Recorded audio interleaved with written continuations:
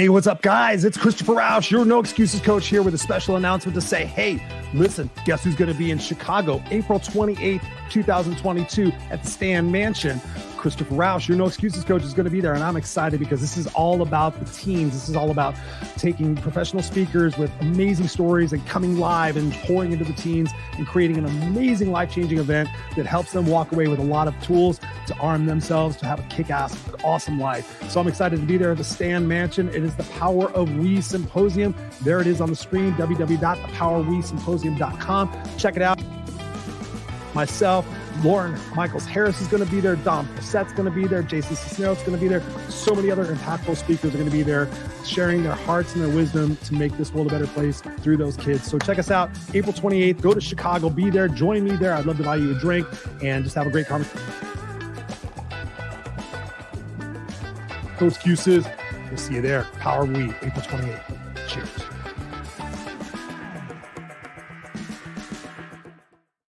The Power of We was a way of inclusion, a way of inviting anyone who needed or wanted a place to belong. It was just very clear to me that this was something that would really benefit the young folks right here. And to be able to give them a different perspective, that I know where they come from, I know what they're experiencing because I was there too. And letting them know that there's different actions that they can take that'll lead to a different destiny. We really needed to hear that. In order to change our community, we needed to hear that. And they are inspired to invest in making it happen. That's powerful.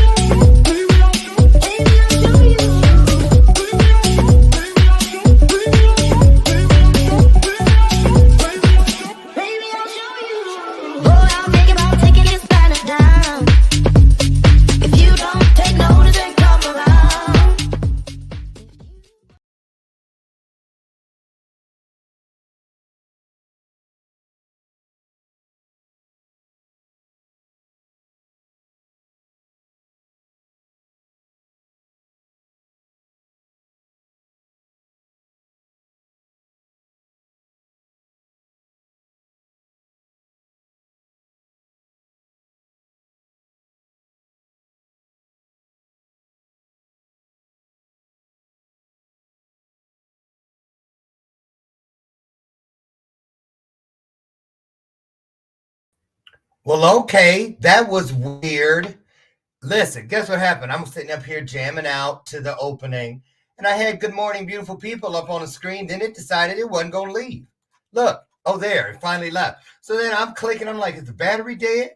Right? Because you know what? As soon as some stuff come in where it's trying to disrupt, I'm like, I know who here. Cletus, you can just turn it around and go on back where you came from. And when I say Cletus, I mean all of those negative, whatever they are. They ain't here to serve us, trying to get in the way. That means we got one humdinger of a conversation today, y'all. That's right.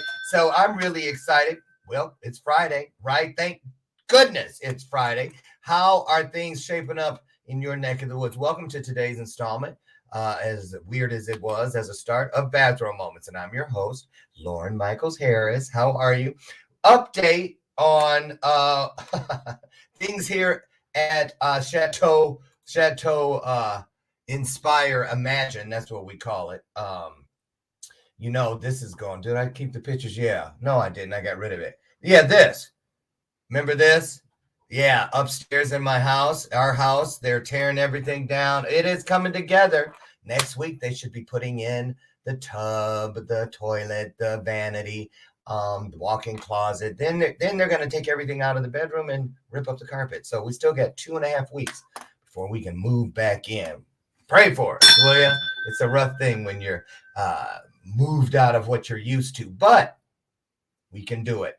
So today we're going to round out the week. You guys know Power of We's coming up April 28th here in Chicago at the beautiful Stan Mansion. It was supposed to be 250 kids. That's what we always do. Lord help me. You know me. Oh, okay. We'll make it work. Now I'm up to 283 kids.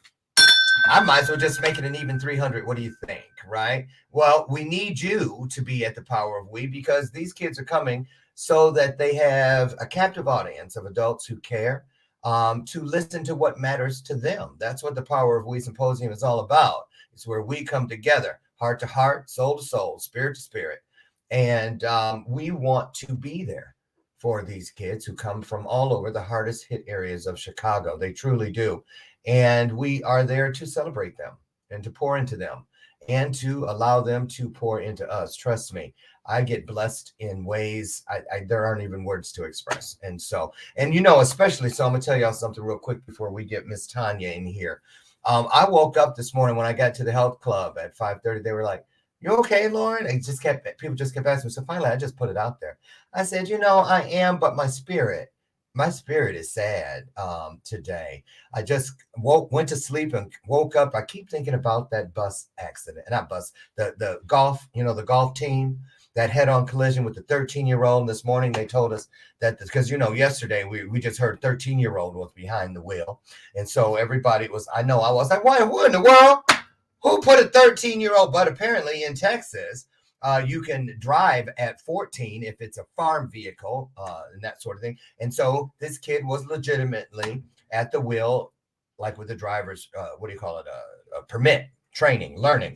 And the wheel gave out or blew out, and that was that. But it's just breaks my heart. It just breaks my heart. All those kids and the adults, everyone. So you guys, let's have a moment today and just send some light, love, and some prayers of healing to all those families. Such a loss. Another reason, you all, that we should get up every day with an air of gratitude and just be grateful for whatever it is you're dealing with, because you're able to deal with it. That's the bell of purpose, y'all. I ring it when there's some truth running around, because I don't want you to miss it. So let's just keep that in mind and don't just let it go in one ear and out the other. Oh boy, poor thing. Okay, what else is next? No, really think about it and do what you can today. To make someone's life better. Can I get an amen? All right. So anyway, you all know. Oh, say hello to Lucy McGillicuddy Ricardo. Y'all know she's been here for 6 straight years. This is my gal. This is my sidekick, my version of Ed McMahon. And we're just drinking regular coffee today. So Tanya Cooper's here. She's with an organization by the name of Foster Kids Unite Incorporated. It's a nonprofit entity. And it's all about helping and servicing foster kids, which you guys all know I was one of them. And a lot of you out there watching were as well at one point or another. I did, in fact, age out of the system. And I know how challenging back then in the 80s, it was 1980, as a matter of fact. and how I had no choice but to go. I went up with people right out of high school. Thank goodness that came along. And then the Air Force, because back then FAFSA, they didn't have anything on those forms if the state was your guardian.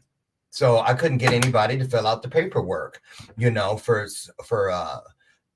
scholarships and financial aid and all that kind of stuff. I had no help. I didn't even know how to do a checking account or any of that. There was none of that. They didn't teach. No one even prepared me. It was just like, okay, you're 18, bye. It's like, dang, for real? But and I didn't see it like that at the time because all I wanted was to be free, or so I thought. So it's so nice to have organizations today moving the needle of change in the direction it needs to go, wherein we take care of our kids, including all kids. So we're going to talk to Tanya about that today. But first, I found a little clip that I wanted to share with everybody here today. It's recent, and so I like that. And then it's an ABC report. I believe it was ABC. A little something, just a few minutes here, about the current pulse of some of the challenges that face foster kids that are aging out of the system. Take a look. Dimitri Dunn never really had much of a chance. I've been in the system since I was 7 days old, my entire life. Passing through 15 families or group homes in California. It was just back to back, change, move. Does it make it hard to trust people? Most definitely. I don't trust anybody at all. There may be one exception to that. Franco Vega, who vowed when he got out of the military, he'd help kids who were as lost as he was when he aged out of foster care. All our kids need is one caring adult. We get a kick out of it when we see a kid like Dimitri who comes in hopeless and now he's hopeful. Franco has just been that steady arm to me. It's like, I don't know what to do. I call Franco. But even Vegas's help can't fix the problem he's now facing. Dimitri, like 25,000 other kids across the country, is poised to age out of the ever-troubled foster care system. I think I'm still in survival mode right now. I'm barely making it. I pay $575 a month for this place. His finances are about to get worse. That's because the $1,000 he gets from the state each month is about to come to an end. Usually that would have happened last year when he turned 21, but due to COVID, California is continuing the payments until the end of this month. It's really like this tightrope that you're walking. And, just one little bump is enough to sever the rope. That's how it feels. He dropped out of high school to get a job, but now makes only $500 a week. I tend to have days where I just don't eat at all. He has no idea how to open a bank account, cook a meal, or file his taxes. He's not ready. His basic needs aren't being met. And it's not just money. Vega says Dimitri, like most kids in long-term foster care, is hobbled by the trauma of just being in the system. Do you think an awful lot of kids feel that what's happened to them is their fault? Oh, yes, definitely. We spend hours just telling them it's not your fault, but it is your life. An angry teenager at 14, Dimitri tells me he entered a house intent on robbing it and assaulted the woman who lived there. He wishes he could take it back and make it right. Ginger Pryor understands Dimitri's struggles. I've been working in the foster care system for 30 years. Have things gotten any better in 30 years? In some aspects, I think that they have, but in many aspects, they haven't. She helps run the foster care system in LA County, currently monitoring 30,000 kids. It's estimated that a third of the kids who age out have experienced homelessness. That 1 in 4 end up spending at least one night in prison within 2 years. Not a pretty picture. I'm not even going to tap dance around that and say, oh, that doesn't happen. It does. We still have a lot of work to do. What do you want to have people understand about your life so far? I do want them to know that even though my life hasn't been the greatest, it hasn't been easy, that I'm still out here trying. I had to turn it off. Whew, too many triggers. Yeah, let's get Tanya in here. We need to talk about this. And here she comes, you guys. Tanya Cooper. Put your hearts onto the screen, and your hearts inside of this conversation. And share this out. Everybody needs to be a part of this conversation. share this out.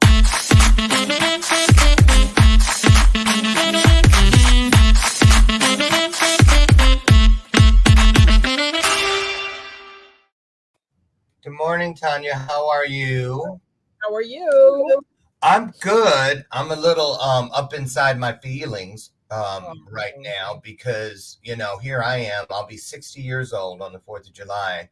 And before we went into that clip, I was talking about, you know, I'm used to talking about it. That's not the issue, about aging out of the system. But then watching Dimitri and hearing the same things come out as, you know, in those statistics, that just stabs me in my spirit every time, because that's exactly what happened.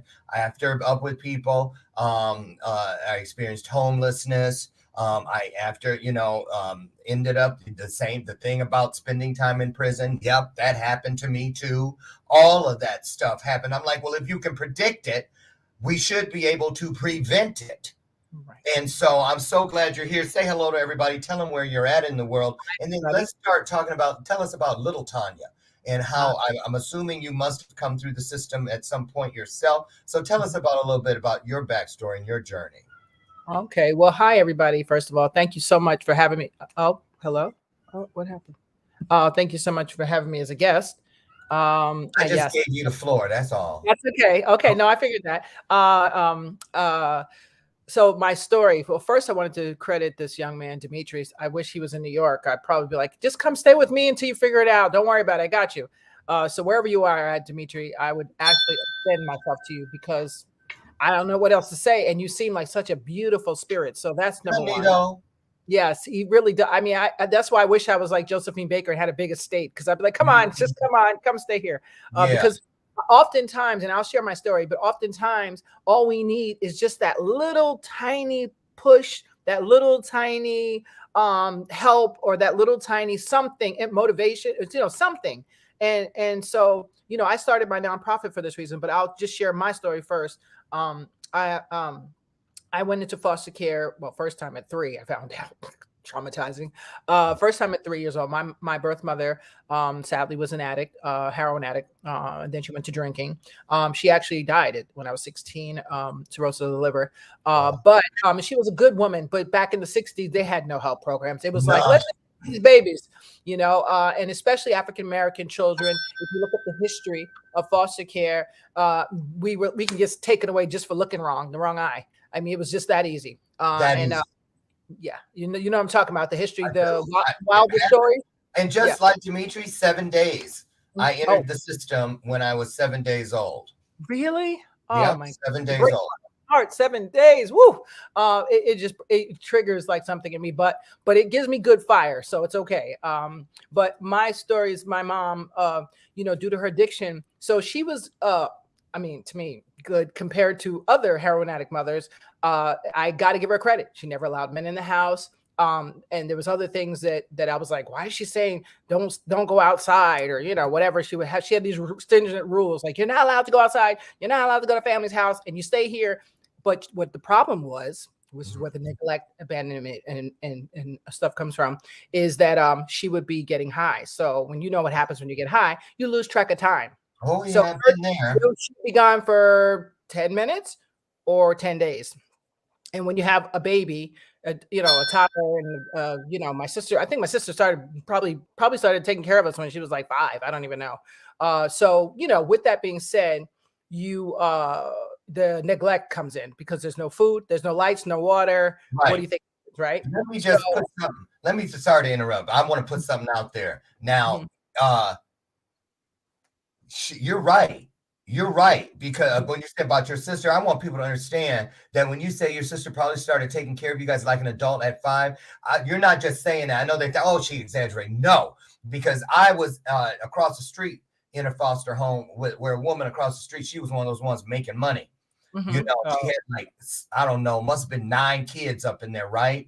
But there was a 6-year-old in there who had like, must have been 18-month-old. They could walk, but they were kind of big. And she would have her. I went over there one day, no kidding. I'll never forget it. All these years later, she had that baby on one hip, and she was sweeping the kitchen floor with her arm, with the broom in the other arm, like a grown-ass woman. She was no more than 6 years old. It was, I'll never forget it.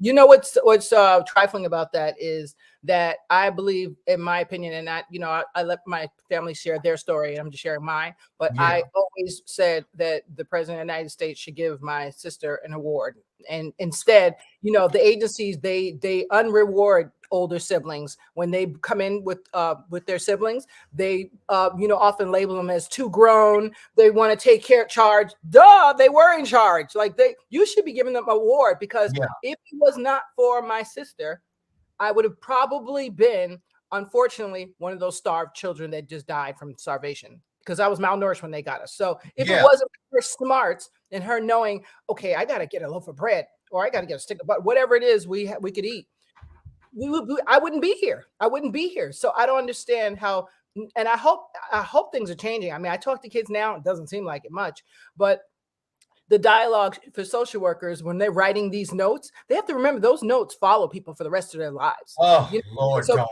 be grown. If you say Tanya's a little grown, I have stuff in my records. I went and got my records. I was like, what are they talking about? Of course, I'm a quiet kid. I was in a house with no water, no food, no lights, and no interaction for my siblings. What do you expect from me? Like, do you expect me to be able to read? Because I didn't have a TV, I didn't have books, I didn't have toys, I didn't have anything. What did you expect from me? So I'm glad my foster mother was a very smart, I mean, brilliant lady, as far as knowing, like, oh, I got to catch up to speed. She made the agency send me to private school. She was like, she got to catch up. And if she wouldn't have did that, I would have never went to NYU or FIT. I would have never, you know, I don't think I would have ever got my wheels right. And I still think now that I was like, dang, I think I would have been genius had I had the regular tools of family, you know, that start, that's so ability, you know, if I had that early, I think I would have been really excelling. I would have been like, I think I would have been phenomenal, but that's another story. So But let me ask you something. Let me ask you something, because you talk to a lot of foster kids. Yes. And so you kind of have, I would think that you have your fingers on the pulse of their challenges. And I can tell that you're the kind of person that kids can trust, and so they'll break their silence, if you will. So let's talk about this. What are you hearing? What's the word on the street today from these kids as far as sexual abuse inside these homes? Because I know it was just a free-for-all back when it started the very first night. Me too. Are you kidding? Not only did I get sexually abused by one foster brother, but two. I was literally their sexual slave for years, from like 9 to 15. And nobody knew it, because I wasn't telling nobody. Because what happened before, when we tried to tell, the first home I went into, the brother, who ended up, by the way, in jail for rape, and the other one in jail for robbery. That's just to let you know. And see, you know, when you do dirt, it always comes back on you, because when I think I was like 6 years old, which was my first actual foster home. I was living in I call them orphanages, the big group. I don't know what you call them, ACS. Like the group home, sleep around. I don't know. I was so little that I was like, whatever. I was just happy I had my sister. I'd be like, oh, I don't know, whatever. I think I would have just dropped dead from not breathing, because it's so overwhelming. But my sister always made everything okay. I can't explain it, but I mean, if it wasn't for her, I can't even tell you. I would not be here. What was I going to say? These two monsters, I call them, literally used me as their sex slave, I'll say, for a long period of time. No one believed me. And so I didn't tell then, because I had my little brother with me. He was the only one still with me. Me and my sister got split up, me and my little baby brother, who I'm looking for. What was that like? That was the split? Oh. Yes. When I tell you traumatized, that's a whole I'm already traumatized that my mother, the woman that birthed me, while she may not have been stable, at least I knew that somebody was there, that she was that thing, right? A physical thing, right?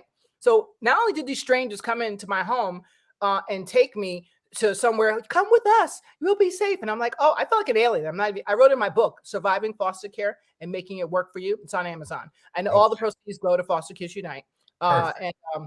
And I wrote in there how I wrote that book so people could feel exactly how I felt when they were like, you're going to such and such. And now first you're like, oh, okay, I don't know what that means, but okay. And then you get to this place and you're like, okay. And especially at first I was in the city, but then they moved me to Westchester. So I was around all these people that didn't look like me. You know what I'm saying? So I was like, oh, this is interesting. I didn't know what that was, but I knew something changed. But then you have to deal with all these. That's your first trauma is the abandonment, you could say. Are they leaving me here? They're not coming back to get us? You mean? And I think I only didn't feel it 100% first because my sister, my brother were with me at first. The first couple of years. So that's why I didn't feel like, oh, now if had they ripped us all apart, I would have been, I don't know how kids. Speaking of, because that's a huge piece too. I've never talked about this, but I remember the first time I saw a set of siblings that were torn asunder. I'll never forget it. Alan and his little sister Rolanda, they called her Roro, and they were 6 and 5, and she was 5, he was 6. And I can't watch that scene when they steal Nettie, when they take Nettie in the color purple. I have to get him to walk out of the room when that comes on. Me too. That was me. That's what they were doing. They had to drag those babies. That was me. When they took my baby brother Mark, who I'm looking for, by the way, if anybody knows the Mark Rochester, he was born in Brooklyn, Kings County, and he got adopted to a family, 2 Black doctors in Elmsford, New York. I always say this because I never know who's listening. He's got freckles, light skin. He would look like a Chris Brown with age progression. Maybe his hair got brown because the red sometimes turn brown on Black people. So that's about it. He's very, very pale. How can you not find him? Because they took him when he was 3 years old from us and literally on the porch had to separate us because they were like, this is the last time you'll see your brother. He's young enough to forget about you and be adopted. We were like, thanks. Okay. So yeah, it was St. Christopher, Jenny Clarkson in Dobbs Ferry, and along with Louise Wise Services and some other places that did the adoption. They have, how they have all these hands in it. So I'm 7 years old. I didn't know which hand was which hand. But yeah, he was less than 13 miles away from me. So I could have grew up and dating my brother and not known it. So I don't date light-skinned guys with freckles because it could be my brother. I don't know. And he was born in October 1971. Yeah. So the point is that separation is a massive thing. I'm actually writing another book on that because it's so traumatizing. Like it's already traumatizing that this woman that birthed me is not coming back. What do you mean she's not coming back? Where is she? What do you mean she left me here overnight with some strangers? Like she told me not to be with strangers. So now I'm with strangers. I mean, at 5 years old, I can't even tell you. Every time I think about it, my heart breaks. And with my kids, obviously that ain't never going to happen. I told my kids it will never happen. I fight every day because of my kids. There's no way. Once I became a parent, there's no way that we're repeating those histories. There's no way. I know that's right. I became a drug counselor to help people on drugs because I was so adamant that my poor mom, I know she loved us. I know she did. You know what I'm saying? But addiction is something else of a beast. It's a beast. Addiction, in my opinion, is right next to true love. It is the strongest force on this planet. Yes. Right next to true love. It is there to destroy everything in its wake. Everything. Yes. And it's not intentional. So I never was one of those kids like my mom's. I can't believe she did that. I was always like, my poor mom. I always wanted to give her a hug. And I got to see her, when you lose your rights. If you miss 3 visits, I call that the legally kidnapped rule. So if you miss 3 visits, you automatically lose your kids, right? So my poor mom, I think she did it on purpose. I know she did because she came to see the foster home we were in up in Bedford. She came with my aunt disguised. And I was like, now what 7-year-old does not know they mama smell or they mama look, even with shades on? And she was like, no, it's not me. And I was like, that's my mom. They were like, no, it's not. I was like, that's my Aunt Rose. Because I could tell by my aunt has a little nose. She looks like to me, to me, I thought she looked like a Black Chinese lady, but that's another story. Okay. But she was very beautiful. You can't forget her. You will never forget her when you see her. She's beautiful Black. I mean, she's gorgeous. How did that make you feel, Tanya, that they were there, but they were denying that they were who they were? It was weird because as a kid, when you're 7, you're like, I know you, and you smell like my mom. Right. like all these familiarities, but they're mothers. Like, no, that's not your mom. Well, and mothers, that's that connection. I know because of what drew me. Took me 32 years to find my birth mother, and I promise you, she understood that because she said, "I knew you would come." And I said, "How though? You got a letter when I was a baby that told you the reason I didn't tell you where I was is because when I was keeping your baby, he died. So you thought I was dead." She goes, "No, I didn't." She goes, "No, I didn't." And in the Goldcast video, oh my God, when I gotta see that. The way they depict it in the Goldcast video, and they show that Black woman laying on a table naked, like 9 months pregnant, she touches her stomach. And then that line comes out. My mom said, of course I knew. A mother knows because you and I were once one person. If you were no longer here, I would have been the first one notified. Woo! Yes, and then there's a video that woman touches her stomach. And it made me realize every time I see a woman now, you know how mothers to be will automatically put their hand over the stomach. Yes. Every time I see that, Yes. I go there with my mother, and it's just a beautiful thing. So wow. So that's good you got to see your mom again, because I was so blessed. Let me tell you, I prayed every day like you would not. I was the most best saint ever. My foster mother happened to be a minister, so I even before that I didn't know what that was, but I was like, oh come on, Lord. Yes. Because my biggest thing, and I think this is all foster kids, is to reunite at any cost. Like even if your mom's messed up, your dad, you don't care. You're like, because you know what it is. We're human beings, and we all need to belong to a tribe. That's what it's about. As a foster child, you always feel like you're a squatter. Yes, exactly. No matter how nice they are. I was a squatter before, by the way. I've been time. So one thing in these conversations that I always like to throw in there, because it can get tossed to the wayside, and there were I had 22 homes, but not all those women should have been considered a mother, but many of them were mother, father, sister, brother, aunt, uncle, grandma, grandpa. So I'm just saying that every foster parent is a bad foster parent. There are many loving people out there. There are, but mine was my second one was it's just that they had two sons that were not. One was a teenage alcoholic and no one knew it, and the other one was I call it a monster because he had molested his 4-year-old niece later. I get it. And then they said, oh, he wasn't lying. No, listen, but again, it does beg to be addressed. And I'm a big champion of both sides. Tell it like it was, tell it like it still is, because I still have fond memories. I can always remember, I know who the good ones were because I remember their names. Wow. The ones who weren't, I don't know what they look like. I just remember the situation, but nothing beyond that. And I'm grateful for that. So let's talk about, let's go. We're going to go to a quick break. And when we return, we're going to get into this nonprofit and talk about how you have, so you can get your ideas together, turned all of that pain into purpose. That's what I want to talk about when we return. You guys, we'll be back in just a minute. Don't go away. This is great. Share it out. You'll be blessed. Guarantee it. We'll be right back.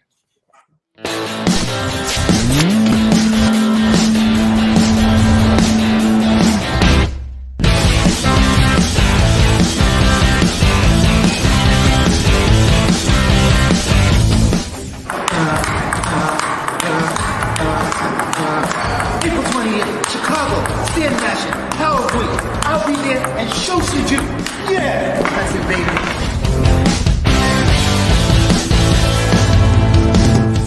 Hey guys, my name is Wally Green from New York City. We have an amazing event at the Stand Mansion in Chicago. It is called The Power of We, run by my man, my boy, Mr. Lauren Harris.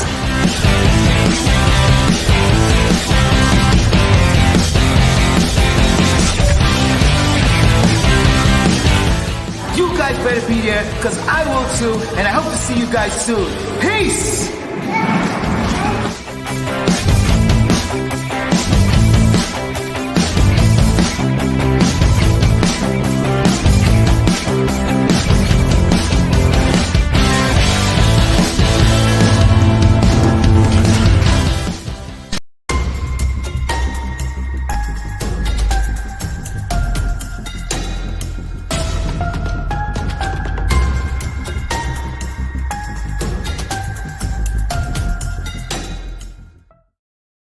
And welcome back to today's illuminated conversation here on Bathrobe Moments. I'm your host, Lauren Michaels Harris.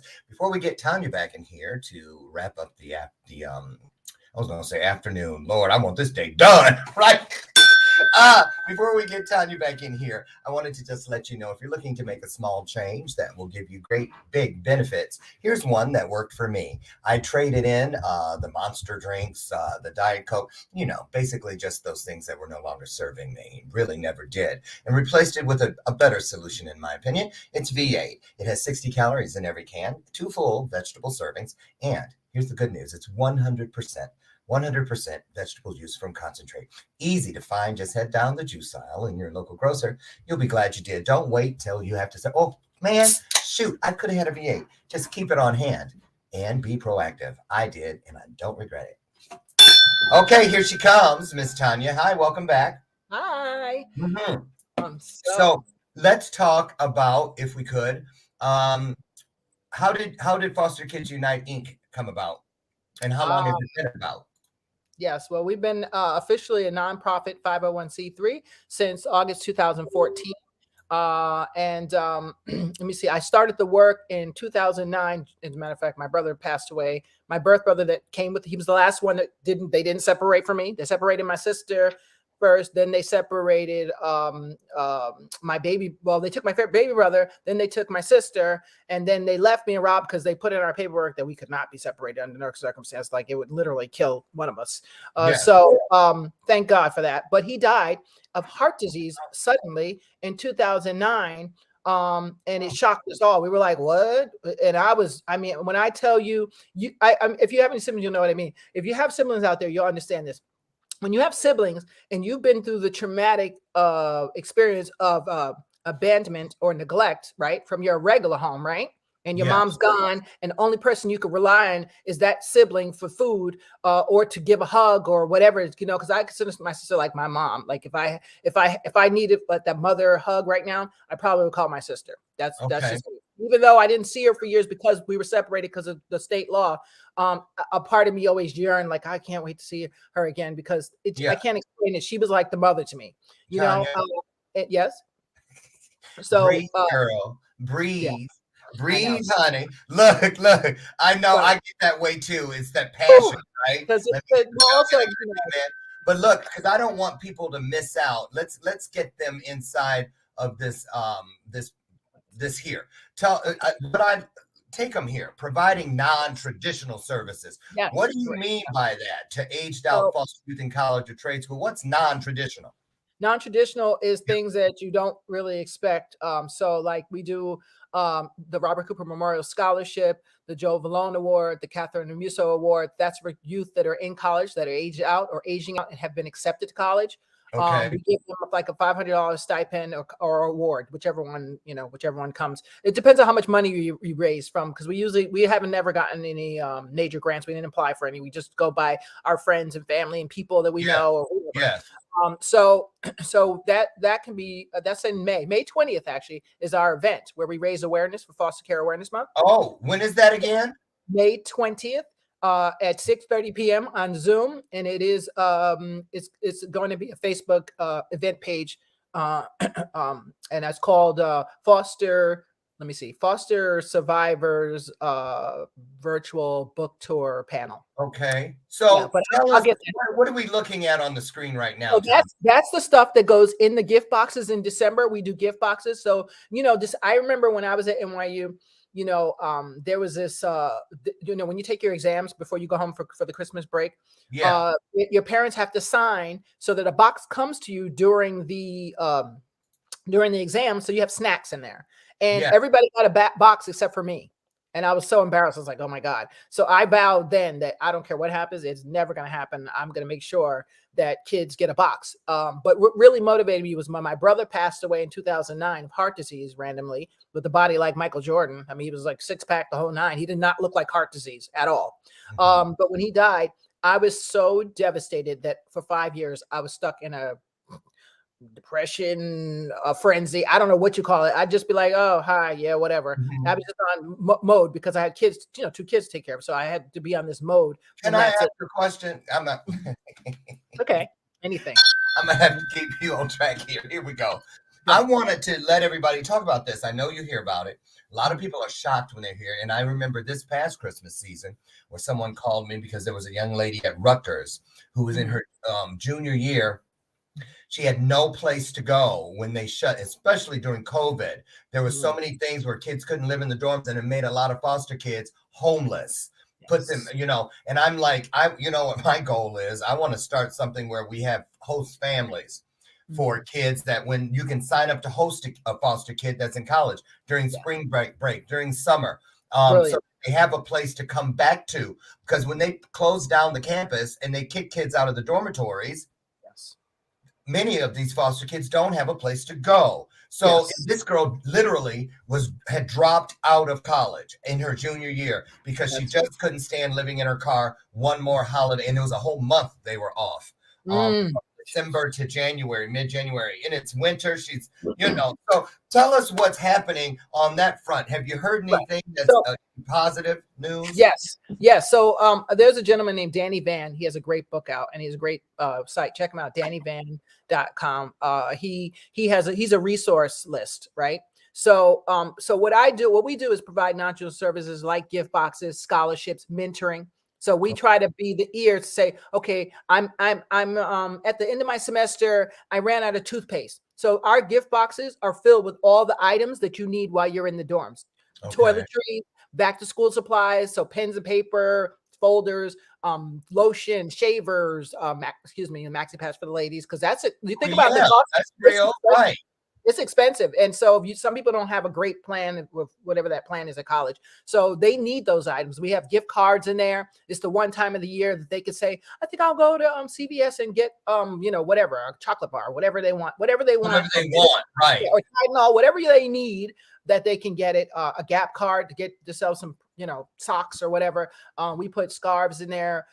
We put a lot of different things that we think they need. And we partnered with Harmon stores. So sometimes they get beauty products. So it depends on what it is. But if someone says, I'm about to be homeless, I call up other people like Poppy Muse, and I call them up and they help, like young ladies who may How need often rent. do you get that call, Tanya, that I'm about to be homeless from a foster kid? Well, about to be homeless, not as much, because my kids that we help aged out foster youth that are in college or got accepted to college. So they're what do your kids do? The job is to keep them in there. That's our job. What do they do during the holidays?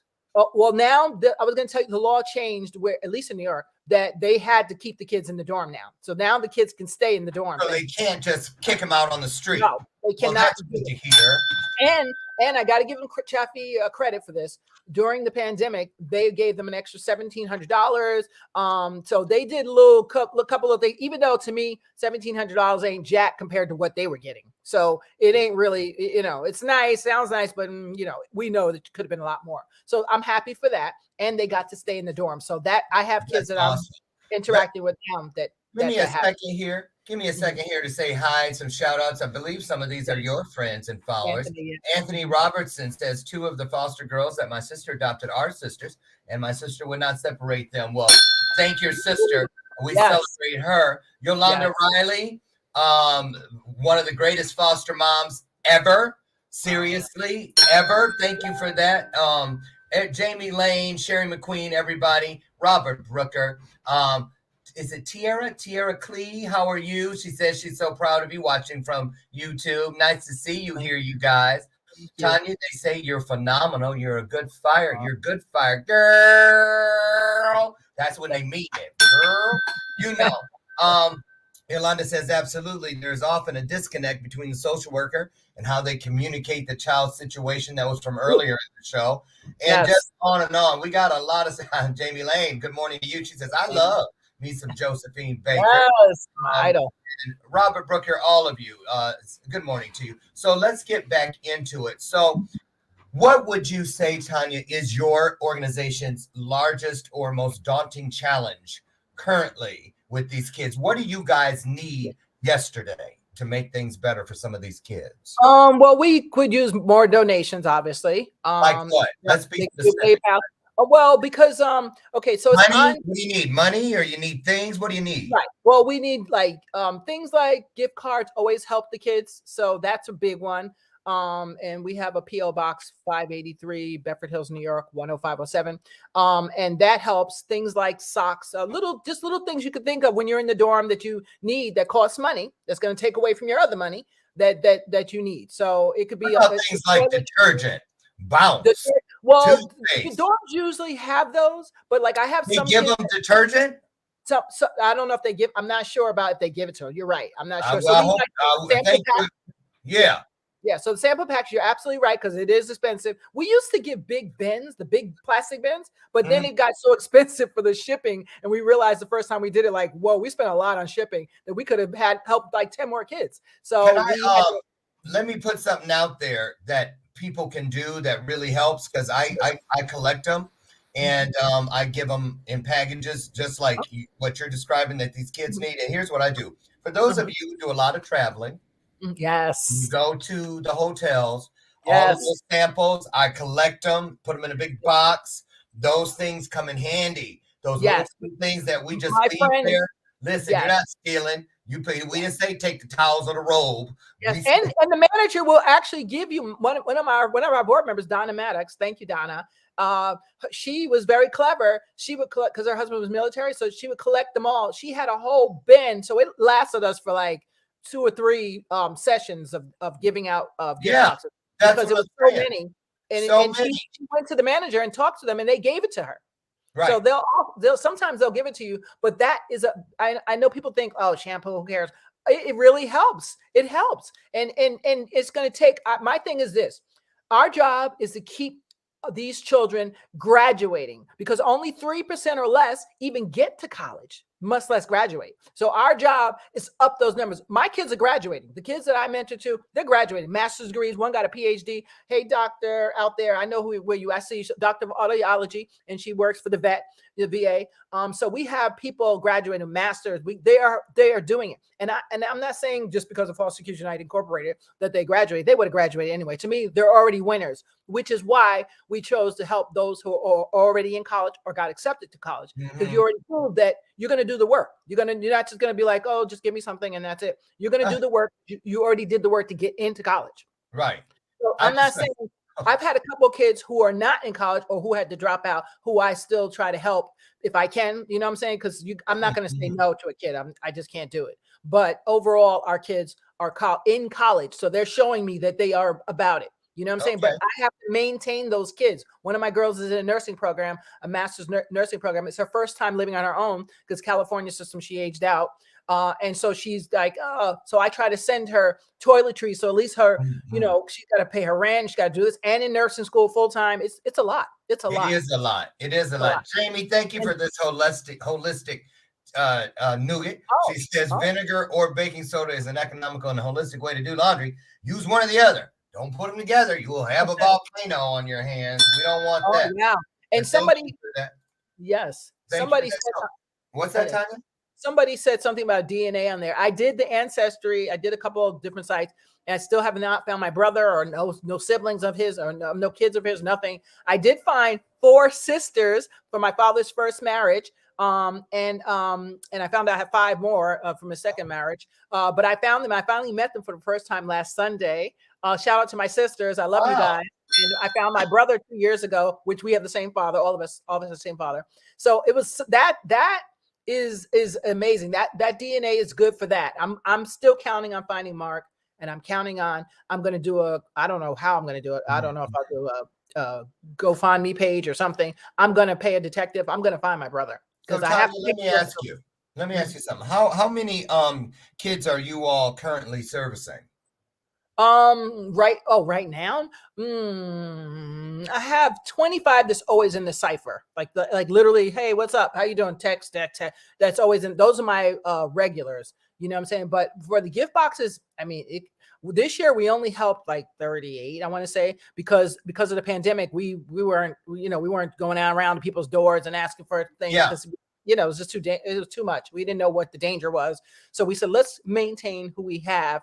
And that way, at least they're good. You know what I'm saying? We don't want nobody dropping out of school. That's our big thing. That's I'm going to make a deal with you. If you can put together some pamphlets or whatever paperwork you have, or something we could print, so that you all don't have to take the cost of the printing. If you can get that stuff to me, we will gladly gift your organization some space in one of our vendor tables at the Power Week Symposium, so people can pick up the information, or maybe donate, where to donate and what you need. So if you've got any little video or something, we'll put something together. You and I'll get together on that, down the road here. But let's do that for you. Okay. Oh, thank you. So, thank you. So let's hit to the point because we're almost running out of time. We've got about 10 minutes. I'd like you to know, I'd like you to tell people how they can get you in front of kids that may need you. How do we know where these foster kids are? Do we have to call and say, hey, can I speak to a social worker? Because you know what I mean? We know about you now, but but what about the social workers and the people who have kids that don't know about you? How can we help get kids in front of you? Well, that's the thing. Okay, so for me, outreaching, I know massive amounts. I know thousands of social workers. I do reach out to social workers. That's how it all started, because I happen to know so many social workers and I build these relationships on purpose, because I used to go around speaking, and I still do speak. For my book, I did like 17 speaking engagements 1 year, and I met more social workers and more. So that's how I find youth, because I need to make sure that they're legitimate, we're in care. You know what I'm saying? Anybody can say, I was in foster care, help me, right? So I need to make sure it's legit. So that's usually how I go, through lawyers, through the courts. I ask some of the judges at family court, and then for them to find me, I'm on social media, Foster Kids Unite Inc., which please go to our page and like and subscribe. We are on YouTube. We need to up our game on the YouTube, because since we switched, it's been weird, but it's okay. And we try to keep ourselves out there on social media, and Facebook, we're all over. So that's how people find us. And now I made a little infomercial for foster youth that are in college, and hoping I got to figure out Instagram how to find just them college youth, because that's the ultimate, is to go to the college and have flyers up, or have something that advertises just to the college youth, because then they can come to us. I really rather them come to us, because you asked what the biggest problem is. And one is the agencies never take former fosters like us as serious as they do. They'll pay somebody, and I'm not trying to be shady, but they'll pay somebody that don't even look like us. They ain't been in story, ain't never been in foster care. They'll pay them a grant of $150,000 to do some workshop with foster youth, and somebody like to do with their needs. Somebody like me, they'll be like, oh yeah, here's $200 or $500 or whatever, and like as if just make us happy, whatever. And meanwhile, I'll show the impact, because the kids will actually say, something, or do something that shows that they've been affected. But let's talk about that. Let's talk about that's a great note to end the interview on. Why don't you relate to us some of your favorite, fondest success stories where that people could have never seen coming? You know, those kids that people count out, and then they get an opportunity. It takes just one person to make a life-changing impact in the life of a child. So talk about that if you could. Give us one of the children's, one of the kid per story without their name, one of the kid stories. Yeah. No, I have one, and I won't say his name, but what do you call it? He was with us, and then something happened bad. They sent him back to his home, which of course, what do you expect happens when you go back to a home where there's addiction? And so he was at the wrong place at the wrong time, and he ended up going to jail, actually, unfortunately. But he did his 5-year bid, and he did it like a trooper. Yes. He was in prison. Because someone committed a robbery, and he was in the car. So he got nabbed with them. It doesn't matter what the story is. That's what you're going to. I thought when he got out that he might be angry or whatever. Do you know this kid came out, and he was, by the way, he was at John Jay College. He was doing criminal law. He was like I think he would be a brilliant lawyer. Before going to prison. Yes. But see, the system, he had been up in the suburbs. They took him from Harlem to the suburbs, let him raise up in the suburbs, then made him send him back to Harlem to his addicted mom. It's like, how do you expect success with that? And then what do you think happens when you live in the projects? In some projects, not all, but some projects, when you come back, you better be about that street life, or you're going to get. You're right. Yeah. So he had to deal with that aspect. And now, after living in the suburbs and being like a swimming instructor and really being around people that are doing their thing and trying to really make things happen, now you got to be with people who have nothing, and they're going to make sure that you don't have nothing either. So that's what happened to him. But guess what he's doing now? He joined the issue right there. Yes. But this man. Well, okay. So I was just saying, what did he end up doing? Well, now he's in a union, and he is he's just, his attitude is phenomenal. He's like, Miss Cooper, I did this, and I'm taking responsibility, and I got it together. He has no hatred, no remorse. He's really he's just being positive. He has a great career now. He's in the union. I don't want to say what he does because I want to put out who he is. But he's doing happy. He's happy. He's got a girlfriend. I mean, I can't tell you. This guy is phenomenal. His own apartment. I said, do you need any money? He said, no, I don't need anything. I'm good. Now, you know he's good if you don't need anything from right, him. right. And honest. And I'll be like, yeah, I need some money. What you got? Right. Yeah. And one of ours became a doctor as well. One of ours who was sent to me by a lawyer. I met her at 17. She's now a doctor for the VA, actually. Okay. So, last question. What would you say is your most precious? What's the gift that you love the most about what you do? What is it that makes you keep getting up, even when they try to, something tries to hold you down, or you have a kid that you want to help with everything within you, but it's just not there, or the kid that you're helping and then they disappear and you don't know what happened. I know, just like a lot of good social workers and anybody else that works with kids, there's so many that do their best, but then every time they never get to ride in their car alone again. Because the ghost of all these memories of kids that I wonder whatever happened to. I wonder, and then, so what is the thing that fuels this passion you have to help and help some more? Just knowing that even if it's one kid that says, you made a difference in my life. And I get a call sometimes, which I'm like, oh gosh, what I do? That one kid that lost the hope and it's like, I give up, I'm not going to do this. And I'm like, you can do it. And then they change their course. And I'm like, okay, that's why we do this. That one kid, just that one kid. That's it. I don't play a number game. I just need one to say, I need one to have the resources if they need it. I didn't have that. Actually, I did. I had a lady named Louisa Bauer, God rest her soul, a Quaker who used to pay for my books at NYU. And because she saw what I was going through. And she was like, you know what? I'm going to help you. Just go to school and I'll make sure you have money for clothes or whatever you need. When she came in my life, it was like, thank you, Lord. Because I couldn't do study groups. I couldn't do anything. So when you hear that one kid say, thank you, or send me a thank you card, or call me and text me and say, hey, Ms. Cooper, how are you today? That's it. That's all I need. That's all I need to know that they are mentally okay. That's it. That's awesome. Tanya Cooper, thank you so much. And you guys, along the bottom of the screen, creeping along there, is fosterkidsuniteinc.com. I've also taken the liberty of putting it in the comment section at the top of this broadcast. So scroll back up and click over and take a look at what Tanya and her team are doing. I just want to thank you. I'll be on your show next week. Yes, I'm excited. Tell people about that and where they can find it. Yes, my show is On the Town with Tanya. It's Sundays at 8 p.m. It's on YouTube, and it's also a podcast, so you can get it on Spotify, wherever, any of the mediums that do the podcast.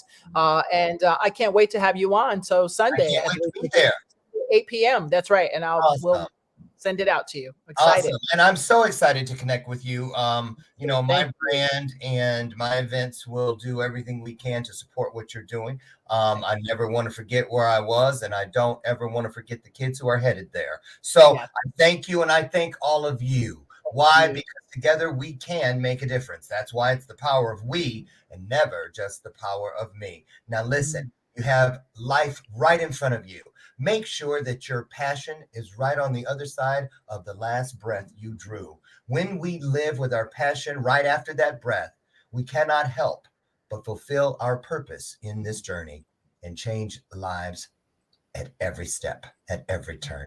Have the most wonderful weekend, all of you, and you too, Tanya. We'll see you back here, God willing, Monday morning at 8 a.m. Central, where we do it all again on Bathrobe Moments. And don't forget, if you want to, tomorrow, 1 o'clock, get on my page, P3, a 90-minute free preview of my new work, P3, the Journey Series. If you're ready to step within purpose and use it with purpose, show up, and we're going to show out. I'll see you Monday. Have a blessed weekend and be the blessing you want to receive. Bye, Tanya. Bye, everybody.